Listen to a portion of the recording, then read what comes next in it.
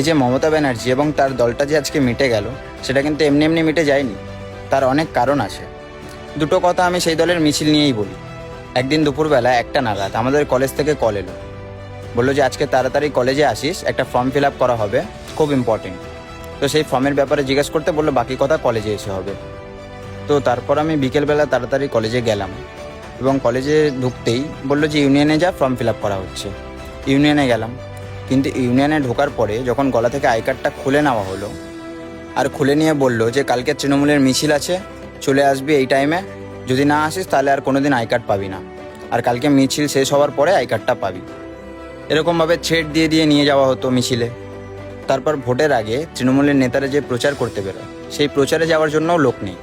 আমাদের একটা গ্রুপ আছে যেখানে 1000 থেকে 1200 জন মতন আছে, সেটা গরিবের সহায়তার জন্যই গ্রুপটা।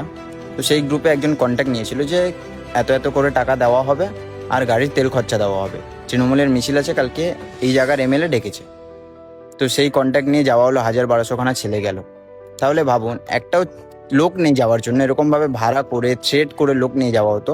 সেই পার্টি আবার এত বড় বড় কথা বলে এসছে। হ্যাঁ,